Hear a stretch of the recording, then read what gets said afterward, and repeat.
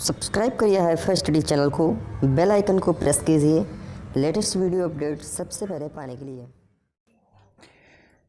नमस्कार मित्रों, आप सभी का बहुत बहुत स्वागत करता हूं आपके अपने चैनल हाईफाई स्टडी पे। दोस्तों आज की जो वीडियो होने वाली है वो आप सभी के लिए बहुत ही ज़्यादा इंपॉर्टेंट होने वाली है। क्यों? क्योंकि आज मैं आप सभी को पहली क्लास सामाजिक विज्ञान, जिसको हम लोग कहते हैं सोशल साइंस, उसकी मैं लेकर के यहाँ पर आया हुआ हूँ। और इस वीडियो में हम लोग सबसे पहला, दोस्तों जैसा कि आपको पता है कि ये जो सब्जेक्ट हमारी है इसमें हमको बहुत कुछ पढ़ना है, ठीक है ना, बहुत कुछ। यानी कि आप लोगों ने फर्स्ट में जितना पढ़ा या सेकंड सेमेस्टर में जितना पढ़ा उससे कई गुना आपको यहाँ पर, लगभग 2 गुना आपको यहाँ पर पढ़ना है। तो अच्छे से पढ़िएगा, हर एक पॉइंट को, जो भी पॉइंट मैं एक्स्ट्रा अपनी तरफ से बताऊंगा उसको भी आप लोग नोट डाउन कर लीजिएगा। ये तो आप नोट डाउन करेंगे ही करेंगे, साथ में जो मैं एक्स्ट्रा बताऊंगा उसको भी आप लोग नोट डाउन जरूर कर लीजिएगा। ऐसा जरूरी नहीं कि आप लोग पूरा राइटिंग बना के लिखिए, ऐसा नहीं है कुछ भी ऐसा, ठीक है, क्योंकि मैं आपकी कॉपी तो देखने आ नहीं रहा हूँ। आप लोग पॉइंट टू पॉइंट भी लिख सकते हो, पॉइंट को गोला में भी लिख सकते हो, जितना इंपॉर्टेंट है। तो यहाँ पर आज हम लोग देखेंगे बाबर और हुमायूं के बारे में। जितने क्वेश्चन हमारे वन लाइनर क्वेश्चन बनते हैं या वन लाइनर से ही हमारे बहुविकल्पी के क्वेश्चन बन जाते हैं और यहाँ पर लघोत्री भी हमारा कंप्लीट हो जाता है। तो इस तरह के कंडीशन में हम लोग आज देखेंगे हुमायूं और बाबर को, ठीक है ना। तो सबसे पहले यहाँ पर बाबर का इंट्रोडक्शन थोड़ा सा दे देते हैं। यानी मुगल वंश के संस्थापक बाबर का शासनकाल 1526 ईस्वी से लेकर के 1530 ईस्वी तक चला था, ठीक है ना। कब से कब तक चला था? 1526 से लेकर के 1530 तक चला था, ठीक है। और उसके बाद यहाँ पर बात कर लेते हैं कि बाबर का पूरा नाम जहीरुद्दीन मोहम्मद बाबर था। यानी बाबर का जन्म 14 फरवरी 1483 को परगना में हुआ था। कहाँ हुआ था? परगना में हुआ था, ठीक है। अब यहीं पर अगर हम बात कर लेते हैं, कहीं कहीं पर आपको अगर ईस्वी में लिखा हुआ मिलेगा तो 1526 1530 लिखा मिलेगा और 24 फरवरी, ठीक है ना। लेकिन इसका जो कहीं कहीं पर आपको 14 फरवरी मिलेगा, कहीं कहीं पर आपको 24 फरवरी। लेकिन अगर आपको लिखना है तो यहाँ पर मिस प्रिंट हो गया। आप अगर लिखेंगे तो उसको लिखेंगे 24 फरवरी लिखेंगे, ठीक है ना। कितना लिखेंगे? बाबर का जन्म जो हुआ था वो 24 फरवरी 1483 को हुआ था। क्लियर? क्या था? 1483 को हुआ था, 24 फरवरी को। उसके बाद यहां पर बात कर लेते कि बाबर चगताई तुर्क था, ठीक है ना। बाबर चगताई तुर्क था। अपने पिता उमर शेख मिर्जा की ओर से बाबर तैमूर का वंशज था और अपनी मां कुतलुग निगार खान की ओर से चंगेज खां का वंशज था। उसके बाद यहाँ पर बात कर लेते हैं कि 11 वर्ष की उम्र में 1494, ठीक है ना, 11 वर्ष की उम्र में 1494 में यह परगना का शासक बना। 1508 में इसने कंधार पर विजय प्राप्त की। यहीं पर इसके पुत्र हुमायूं का जन्म हुआ था। जो बाबर का पुत्र हुमायूं था, यहीं पर उसका जो था वो जन्म हुआ था। क्लियर? अब यहीं पर हम थोड़ा सा और इसके बारे में बात कर लेते हैं, ठीक है ना। इंपॉर्टेंट पॉइंट जो है इसके बारे में हम बात करते चलेंगे। अब यहीं पर अगर बात आती है हमारी कि जो बाबर का शासनकाल था वो 1526 से, मतलब उसका जो जन्म शासनकाल था वो 1526 से स्टार्ट हुआ था और उसका जो जन्म हुआ था वो 24 फरवरी 1483, ठीक है ना। 24 है यहाँ पर, आप लोग नोट कर लीजिएगा इसको, ठीक है ना। कहीं कहीं पर लगभग आपको 14 लिखने को मिलेगा, लेकिन जिसका सही है वो 24 हो जाएगा। यहां से हमारा क्वेश्चन बनता है कि जो 1530 ईस्वी तक चला था, यानी जो इसकी मृत्यु हुई थी वो कब हुई थी? ध्यान दे लीजिएगा आप लोग, ठीक है ना। जो इसकी मृत्यु हुई थी वो थी लगभग, इसकी जो उम्र थी वो 48 थी, ठीक है ना। लगभग इसकी उम्र, क्योंकि लगभग लगा दिया, क्योंकि कहीं कहीं पर आपको 14 फरवरी मिलेगा, कहीं कहीं 24 फरवरी मिलेगा, लेकिन अगर आप लिखने को आता है तो 24 ही लिखिएगा आप लोग, ठीक है ना। इस वजह से इनकी उम्र के आगे लगभग जरूर लगा देते हैं। तो लगभग कब, कितने, 48 वर्ष की आयु में इनका जो निधन हुआ था वो कब हुआ था दोस्तों? 26, ठीक है ना। कब हुआ था दोस्तों? 26 दिसंबर 1530 को हुआ था। 26 दिसंबर 1530 को हुआ था। कहाँ हुआ था? यहाँ से ये भी क्वेश्चन बन जाता है कि कहाँ हुआ था, बाबर की मृत्यु कहाँ हुई थी? तो हुई थी दोस्तों वो आगरा में हुई थी, ठीक है ना। ध्यान दे दीजिएगा आप लोग, कहाँ हुई थी उनकी मृत्यु? जो हुई थी वो 48 वर्ष की आयु में हुई थी। 26 दिसंबर 1530 ईस्वी को हुआ था। कहाँ हुआ था? आगरा में हुआ था। किसकी मृत्यु हुई थी? बाबर की मृत्यु हुई थी, ठीक है ना। ध्यान दे के आप लोग पढ़िएगा। जितना ज़्यादा हम लोग डिटेल में पढ़ेंगे उतना ही ज़्यादा दिमाग में बैठता चला जाएगा, उतना ही ज़्यादा समझ में आएगा। ओके, चलिए भाई आगे देखते हैं हम लोग। आगे अब यहाँ पर इनकी कहानी थोड़ी सी और बढ़ती है कि भारत पर आक्रमण करने से पूर्व बाबर ने काबुल, कांधार व समरकंद आदि पर विजय प्राप्त की थी। बाबर ने अपनी सेना में तोप शामिल की और इससे पूर्व के सुल्तान मिर्जा की उपाधि धारण करते थे, किंतु इन्हें बादशाह की उपाधि धारण करना शुरू किया। और बाबर वैसे तो सुन्नी मुसलमान था, पर उसने कुछ समय के लिए शिया मत भी स्वीकार किया था। यानी कि शिया मत क्या होता है, यानी ईरान के शाह से सहायता प्राप्त करने के लिए, यानी ईरान के शाह से सहायता प्राप्त करने के लिए इन्होंने क्या किया था, शिया मत स्वीकार किया था। क्लियर, क्या आप स्वीकार किया था, शिया मत को इन्होंने स्वीकार कर लिया था। अब यहीं पर बात आती है कि पानीपत की लड़ाई से पहले भारतीय क्षेत्रों पर बाबर ने 4 बार आक्रमण किया। बाबर भारत के खैबर दर्रे से होकर के भारत आया था, ठीक है ना, खैबर दर्रे से होकर के भारत आया था। और सबसे पहली बार इसने 1519 में, सबसे पहली बार इसने कब किया था आक्रमण, 1519 ईस्वी में, जिसे क्या कहा गया था, भारत, जो बाबर का भारत के विरुद्ध में प्रथम अभियान चलाया गया था वो 1519 ईस्वी में चलाया गया था। ठीक है, और किसके खिलाफ था, किसके विरुद्ध था, वो था यूसुफ जई जाति के खिलाफ था। याद कर लीजिएगा, किसके खिलाफ इसने अभियान चलाया था, युद्ध चलाया था, यूसुफ जई जाति के खिलाफ यह अभियान चलाया था। क्लियर, बिल्कुल भाई, समझ में आना चाहिए बस। और इस अभियान में क्या था, एक और लाइन हम जोड़ लेते हैं कि इस अभियान में बाबर ने बाजौर और भेरा को अपने अधिकार कर लिया था। भारत का 2 राज्य, ठीक है ना, 2 समझ लीजिए, 2 स्थान जो थे बाजौर और भेरा, इनको बाबर ने अपने अधिकार में कर लिया था। क्लियर, और यहीं पर अगर बात आती है कि जो बाबर को भारत पर आक्रमण करने का निमंत्रण जो आया था वो पंजाब के शासक दौलत खां लोधी एवं मेवाड़ के शासक राणा सांगा ने दिया था। ये भी याद कर लीजिए, किसने, पंजाब के शासक दौलत खां लोधी ने और मेवाड़ के शासक राणा सांगा ने दिया था। क्लियर, चलिए भाई आगे देखते हैं हम लोग। बाबर के प्रमुख युद्ध भी देख लेते हैं हम लोग, बहुत ज्यादा इंपॉर्टेंट हैं बाबर के जो प्रमुख युद्ध हैं बहुत इंपॉर्टेंट हैं। इसकी मैंने आपको शॉर्ट ट्रिक भी बताई थी, ठीक है ना, बहुत साथियों ने सेकंड सेमेस्टर में शॉर्ट ट्रिक भी देखा होगा। कौन कौन सी थी, मैंने आपको बताया था ना।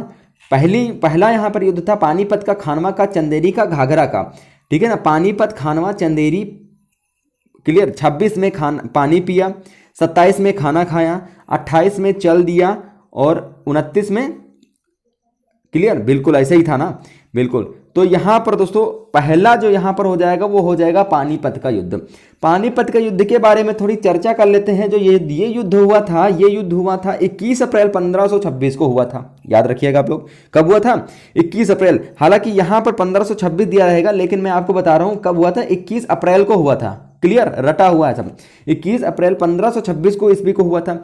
और पक्ष किनके बीच हुई थी, ये हुई थी इब्राहिम लोदी और बाबर के बीच। किसके बीच हुई थी, इब्राहिम लोदी और बाबर के बीच हुई थी। ठीक है ना, ये जितना भी पूरा है, पूरा मैं आपको बता दूंगा सिर्फ और सिर्फ एक लाइन में।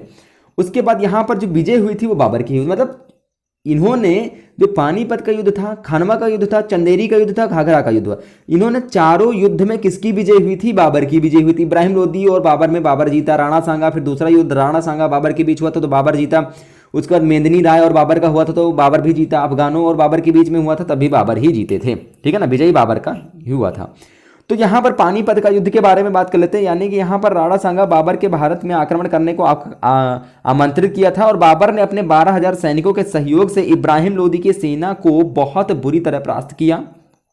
क्लियर, और इस युद्ध में उसने अपनी प्रसिद्ध तुलगमा युद्ध नीति का और तोप खाने का प्रयोग किया। और अपनी विजय के बाद बाबर ने 27 अप्रैल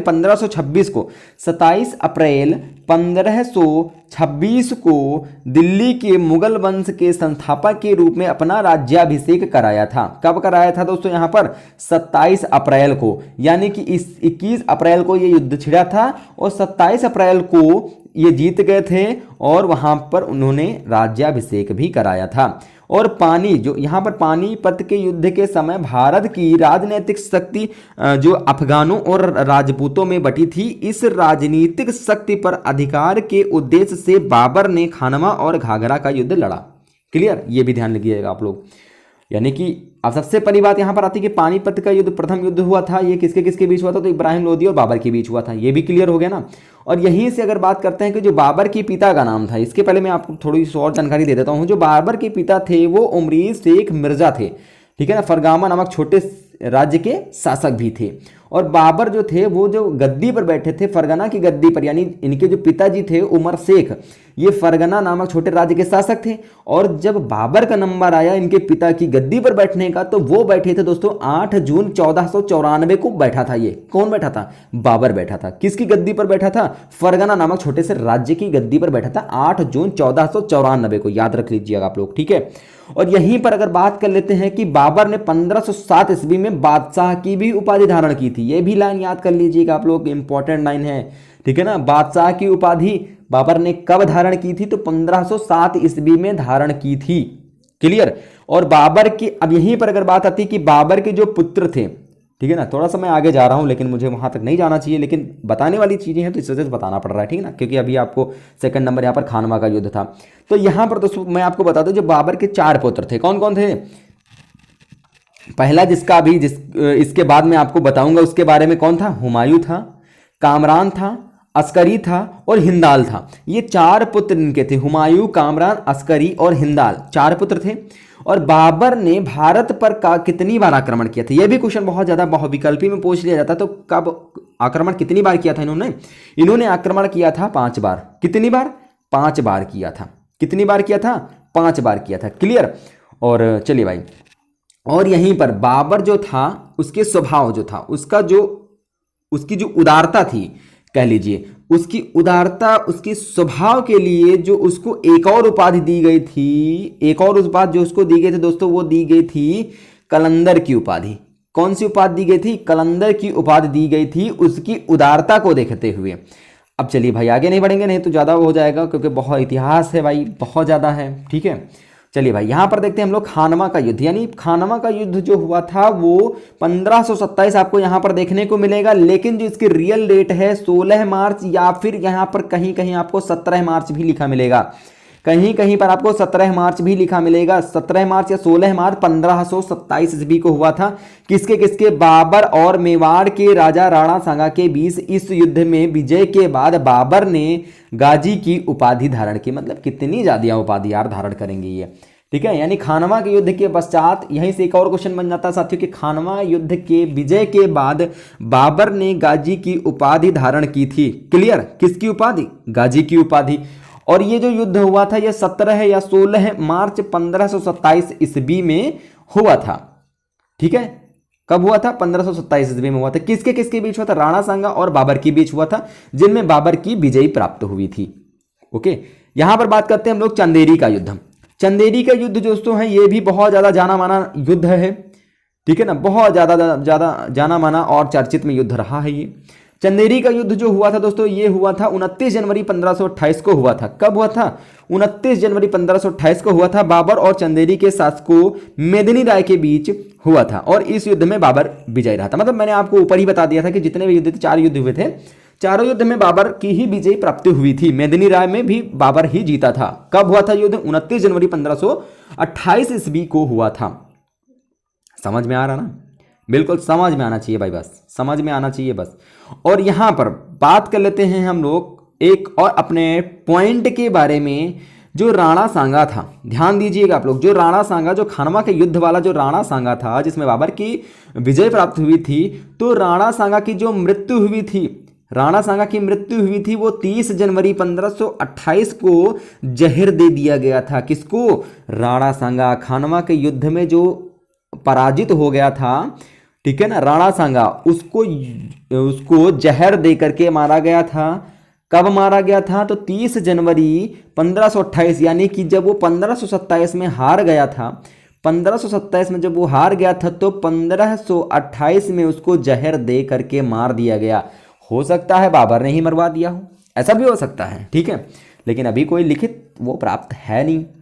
ओके, चलिए अब यहां पर बात करते हैं बाबर का जो चौथा युद्ध था। कौन था? घाघरा का युद्ध, ठीक है, जिसे घग्घर का युद्ध भी कहते हैं। ये दोस्तों जो युद्ध हुआ था ये 6 मई 1529 को हुआ था। कब हुआ था? 6 मई 1529 को हुआ था। घग्घर बिहार नदी के तट पर बाबर ने अफगानों को पराजित किया था।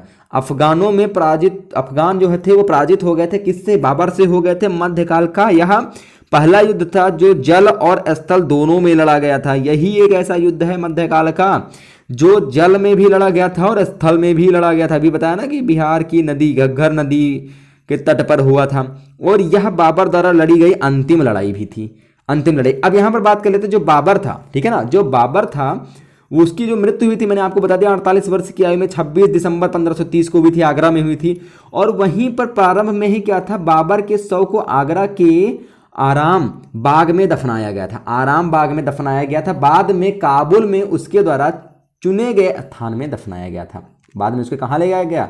काबुल में ले जाया गया था। लेकिन उसकी असली जो उसकी सौह जो थी दफनाई जो गई थी वो आगरा के आराम बाग में ही दफनाया गया था। क्लियर? बिल्कुल।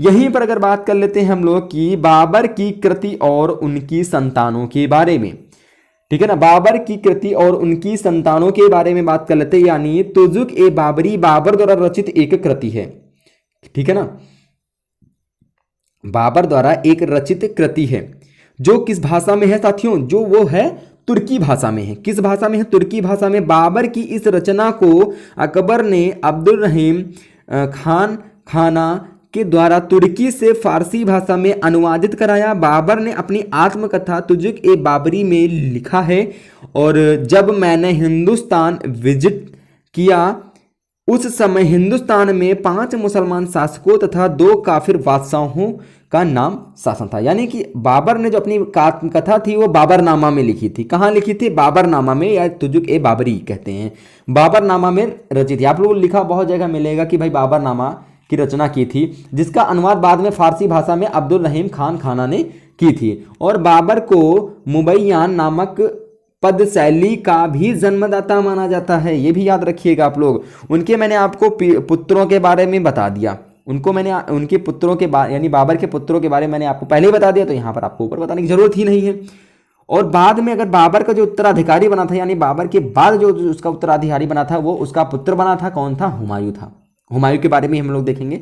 उससे पहले हम लोग देख लेते हैं कि बाबर की death of Babar, death of Babar, ठीक है ना, यानी 26 जनवरी 1530 ईस्वी में यहां पर दिया गया है। लेकिन जो 1530, जी हाँ 1530 ही सही है, यानी 26 दिसंबर 1530 को आगरा में बाबर की मृत्यु हुई थी और उसे काबुल में दफनाया गया था। बाबर ने हुमायूं को अपने उत्तराधिकारी नियुक्त किया। बाबर ने हुमायूं को अपना उत्तराधिकारी जो था उसको नियुक्त किया था। और लेनपुल के अनुसार बाबर एक सैनिक था, साम्राज्य का निर्माता नहीं। बहुत बड़ी बात यहाँ पर साथियों है कि लेनपुल के अनुसार बताया यह गया है कि बाबर एक सैनिक था और सैनिक ही सैनिक में वो राजा बन गया। हो सकता है वो अपने राजा को मार दिया हो, ठीक है ना। तो यहाँ पर साम्राज्य का निर्माता बिल्कुल भी नहीं था।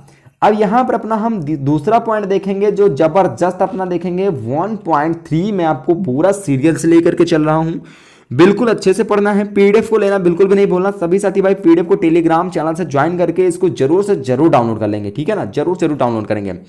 यहाँ पर बात देखेंगे लोग हुमायूं का परिचय सबसे पहले देखेंगे। हुमायूं का परिचय बहुत ज्यादा जरूरी है, इसको देखेंगे। यानी नसरुद्दीन मोहम्मद हुमायूं, क्या था इसका नाम साथियों? नसरुद्दीन मोहम्मद हुमायूं जो था इसका जन्म हुआ था 6 मार्च 1508। क्लियर? 6 मार्च 1508 ईस्वी को इसका जन्म हुआ था। क्या हुआ था? इसका जन्म हुआ था। और जो इसकी मृत्यु हुई थी वो 27 जनवरी 1556 ईस्वी 1556 ईस्वी को हुई थी। ये भी ध्यान रखिएगा आप लोग। क्लियर? बहुत अच्छे भाई। कब हुई थी? 27 जनवरी। और लेकिन कहीं कहीं पर अगर आपको मिलेगा 27 जनवरी की जगह पर कहीं कहीं हिस्ट्री है, बहुत ज्यादा कंफ्यूजिंग रहती है हिस्ट्री। कहीं पर क्या लिखा मिलता है, कहीं पर क्या लिखा, और कहीं कहीं पर आपको 1 जनवरी भी मिलेगा। 1 जनवरी मिलेगा, 1556 तो है हमारा, वो तो करेक्ट मिलेगा। और इनकी जो मृत्यु हुई थी वो दीन पनाह भवन में स्थित पुस्तकालय की सीढ़ियों से जो था, याद होगा आप लोगों को भी अगर आपने पढ़ा होगा कि उनके जो पुस्तकालय की सीढ़ियां थी उनसे गिरने के कारण हुमायूं की मृत्यु हो गई थी। ठीक है, कहां पर? दीन पनाह भवन में स्थित पुस्तकालय की सीढ़ियों से। क्लियर? ये तो आपका क्लियर हो गया। उसके बाद यहां पर बात आती है कि हुमायूं का जन्म बाबर की पत्नी माहम बेगम के गर्भ से 6 मार्च 1508 को काबुल में हुआ था। बाबर के 4 पुत्रों हुमायूं, कामरान, अस्करी और हिंदाल में हुमायूं सबसे बड़ा था। जो हुमायूं था वो सबसे बड़ा था। बाबर ने हुमायूं को अपना उत्तराधिकारी नियुक्त किया था। 1520 ईस्वी में 12 वर्ष की अल्प आयु में उसे बदखसा का सूबेदार नियुक्त किया गया। बदखसा के सूबेदार के रूप में हुमायूं ने भारत के उन सभी अभियानों में भाग लिया जिनका नेतृत्व बाबर ने किया था। जिनका नेतृत्व किसने किया था? बाबर ने किया था। उनमें सब में इन्होंने भाग लिया।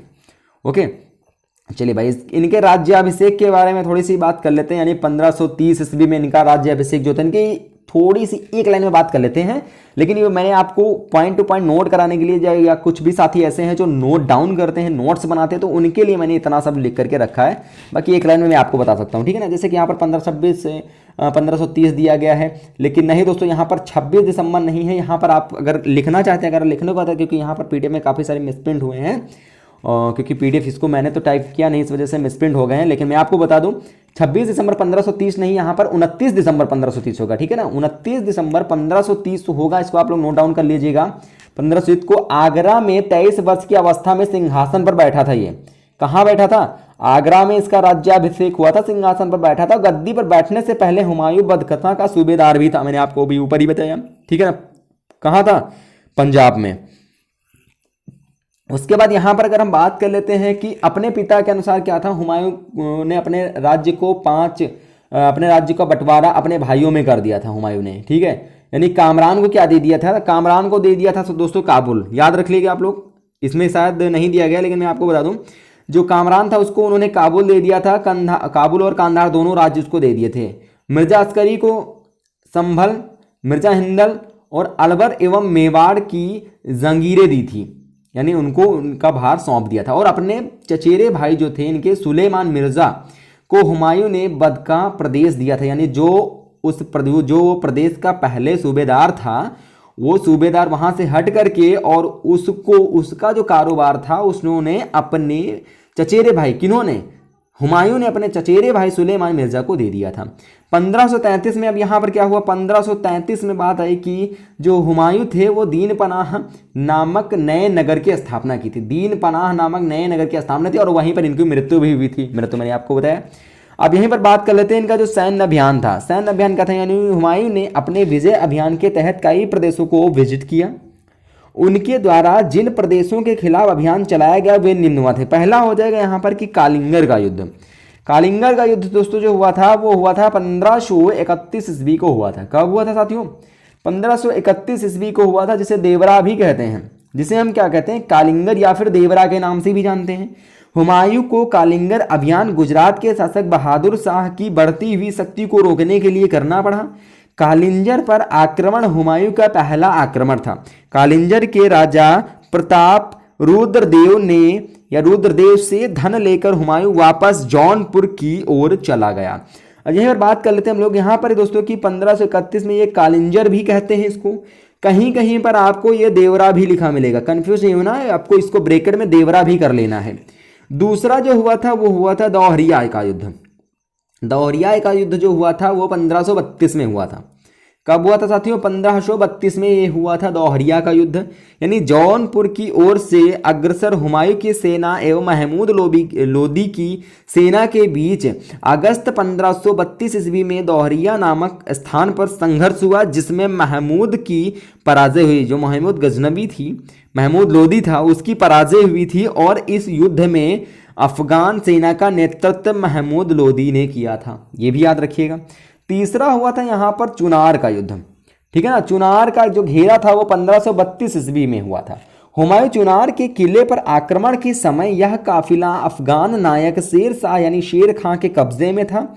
4 महीने लगातार किले को घेरे रहने के बाद शेर खां हुमायूं में एक समझौता हो गया। 1534 ईस्वी में बिहार में मोहम्मद जमान मिर्जा एवं मोहम्मद सुल्तान मिर्जा के विद्रोह को हुमायूं ने सफलतापूर्वक दबाया।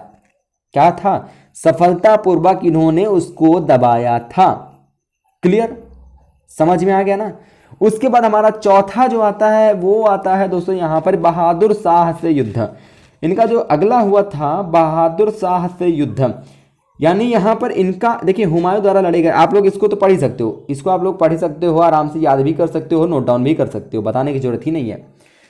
यहाँ पर बात कर लेते हैं कि इनके जो प्रमुख हुमायूं द्वारा जो लड़े गए 4 प्रमुख युद्धों का क्रम कौन कौन सा। देवरा का जो 1531 में हुआ था, चौसा का हुआ था 1539 में हुआ था, बिलग्राम का 1540 में हुआ था, और सरहिंद का युद्ध जो हुआ था 1555 के हुआ था। ये तो 4 हो गए मेन युद्ध, ठीक है ना। अब यहीं पर बात कर लेते हैं शेर शाह का संघर्ष जो हुआ था वो 1537 से 1540 में हुआ था। उसके बाद चौसा का युद्ध जो हुआ था वो 1539 में, अभी आपको बताया ना 1539 में हुआ था। उसके बाद बिलग्राम का युद्ध, जिसे क्या कहते हैं बिलग्राम यानी कन्नौज का युद्ध जो हुआ था दोस्तों, मैंने अभी आपको बताया बिलग्राम का युद्ध कब हुआ था, 1540 में हुआ था। उसके बाद हमारा एक और बचता है, वो होता है सरहिंद का युद्ध जो 1555 में हुआ था। वो कहीं पर लगभग बहुत कम हुआ आपको देखने को मिलता है 1555 वाला, लेकिन याद था इस वजह से मैंने आपको बता दिया, ठीक है। पीडीएफ आपको टेलीग्राम पर प्रोवाइड हो ही जाएगी, टेंशन लेने की जरूरत ही नहीं है आप सभी को। हुमायूं द्वारा पुनः राज्य प्राप्ति, हुमायूं द्वारा जो पुनः राज्य की प्राप्ति कैसे हुई थी। अब देखिए उससे पहले मैं यहाँ पर थोड़ा सा टॉपिक और बचा हुआ हमारा, उससे पहले मैं आपको थोड़ी सी और बातें इनके बारे में बताना चाहता हूँ, थोड़ी सी और बातें। कौन कौन सी, यानी इनकी तो मृत्यु आपको पता ही कब हुई थी, ठीक है ना, दीनपनाह में हुई थी सीढ़ियों से फिसलने के कारण। और उसके बाद जो हुमायूं नामा की रचना की थी वो गुलबदन बेगम ने की थी। किसने की थी, गुलबदन बेगम। अब गुलबदन जो बेगम थी वो कौन थी, अगर आपको पता है तो कमेंट बॉक्स में जरूर से जरूर बताइएगा। और हुमायूं ज्योतिष में विश्वास करता था। हुमायूं का सबसे बड़ा कारण ये था कि हुमायूं जो था वो ज्योतिषी में क्या था, विश्वास करता था। इसलिए इसने सप्ताह के 7 दिनों यानी 7 दिन 7 रंग के कपड़े पहनने के नियम बनाए थे। यहीं से अगर आपका क्वेश्चन बन जाता है बहुविकल्पी में या तलगोत्री में कि भाई 7 दिन में 7 रंग के कपड़े पहनने वाला कौन सा शासक था, तो वो कौन था हुमायूं था, ठीक है। चलिए भाई हुमायूं की पुनः राज्य की प्राप्ति के बारे में थोड़ा सा यहाँ पर हम लोग चर्चा कर लेते हैं यहाँ पर दोस्तों कि जो हुमायूं था वो लगभग 14 वर्ष तक काबुल में रहा और हुमायूं ने पुनः 1545 ईस्वी में कंधार एवं काबुल पर अधिकार कर लिया। शेर शाह के पुत्र इस्लाम शाह की मृत्यु के बाद हुमायूं को हिंदुस्तान पर अधिकार का पुनः अवसर मिला और 5 सितंबर, जी हाँ साथियों, 5 सितंबर 1554 ईस्वी में हुमायूं ने अपनी सेना के साथ पेशावर पहुंचा और फरवरी 1555 ईस्वी को उसने लाहौर पर कब्जा कर लिया था। पहला हो जाएगा यहाँ पर कि मच्छीवाड़ा का युद्ध 15 मई 1555 को हुआ था मच्छीवाड़ा का युद्ध, यानी लुधियाना से लगभग 9 मील पूर्व में सतलज नदी के किनारे स्थित मच्छीवाड़ा स्थान पर हुमायूं एवं अफगान सरदार नसीब खां एवं तातार खां के बीच संघर्ष हुआ था और संघर्ष के परिणाम हुमायूं के पक्ष में रहा। संघर्ष जो के परिणाम का था हुमायूं के पक्ष में रहा था और संपूर्ण पंजाब मुगलों के अधिकार में आ गया था।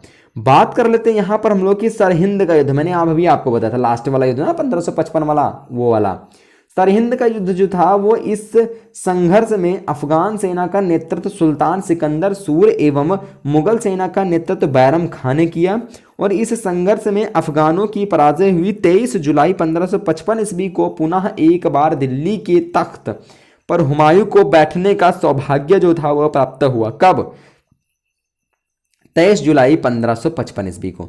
बात कर लेते हैं यहाँ पर कि जो इनकी मृत्यु हुई थी, डेथ हुई थी, इनकी मृत्यु हुई थी, यानी कि दिल्ली के तख्त पर बैठने के बाद हुमायूं का दुर्भाग्य ही था, यानी कि वह अधिक दिनों तक सत्ता भोग नहीं कर सका और जनवरी 1526 ईस्वी में, जी हाँ साथियों, उनको क्या हुआ था, मृत्यु की प्राप्ति हुई थी। जनवरी 1556 में बोला, 1556 है, 1556 में दीनपनाह भवन स्थित पुस्तकालय में सीढ़ियों गिरने के कारण हो गई थी। मैंने अभी आपको बताया था। ओके, तो बहुत ज़्यादा इंपॉर्टेंट था ये आप सभी के लिए। वीडियो को लाइक कर देना, शेयर कर देना अपने दोस्तों के साथ। पीडीएफ लेना बिल्कुल भी ना बोलना, टेलीग्राम पे मिल जाएगी आप सभी को। उसके बाद यहाँ पर एक लाइन और बची हुई कि हुमायूं के बारे में इतिहासकार लेन पूल का कथन है कि हुमायूं जीवन भर लड़खड़ाता रहा और लड़खड़ाते हुए अपनी जान दे दी और हुमायूं को अबुल फजल ने इंसान ए कामिल कहकर संबोधित किया। हुमायूं अफीम खाने का शौकीन था। अफीम खाने का शौकीन था। अफीम पता है आपको, पोस्ते के पौधे से निकलती है, पोस्ते से, ठीक है ना। अफीम एक प्रकार का दूध होता है पोस्ते का, जिसको सुखा करके गोली बना के खाया जाता है। बहुत ज़्यादा नशीला पदार्थ होता है ये, बहुत ज़्यादा प्राइस इसके बहुत ज़्यादा होते हैं, ठीक है। तो बहुत ज़्यादा घातक, हालांकि इंडिया में बैन लगा हुआ है इस पर, होता है ये, इसकी पैदावार भी होती है लेकिन गवर्नमेंट ले लेती है इसको, गवर्नमेंट क्या करती है आई डोंट नो। और यहाँ पर हुमायूं अफीम खाने का भी शौकीन था, ठीक है। तो ये थे दोस्तों आप सभी के वेरी वेरी मोस्ट इंपॉर्टेंट आज के आपके 2 पॉइंट कंप्लीट हो गए। आशा करते हैं आपको जितनी बातें मैंने आपको बताया समझ में भी आया होगा। पीडीएफ आपको साथियों टेलीग्राम पर मिल जाएगी, नहीं ठीक है ना। आप लोग टेलीग्राम यहाँ से ज्वाइन कर सकते हो, टेलीग्राम डिस्क्रिप्शन बॉक्स में लिंक मिल जाएगा, यहाँ से भी आप ज्वाइन कर सकते हो टेलीग्राम को। टेलीग्राम बिल्कुल भी ज्वाइन करना मत भूलिएगा, वहाँ ज्वाइन करेंगे तो आपको पीडीएफ मिल जाएगी जिससे आप लोग आसानी के साथ लिख भी सकते हो, शॉर्ट स्क्रीन लेने की जरूरत नहीं पड़ेगी, आप लोग आसानी के साथ लिख भी सकते हो। तो वीडियो पसंद आए तो वीडियो लाइक कर देना, दूसरों के साथ ज़्यादा से ज़्यादा शेयर कर देना। मिलते हैं नेक्स्ट वीडियो के साथ, तब तक के लिए थैंक यू। जय हिंद, जय भारत, वंदे मातरम।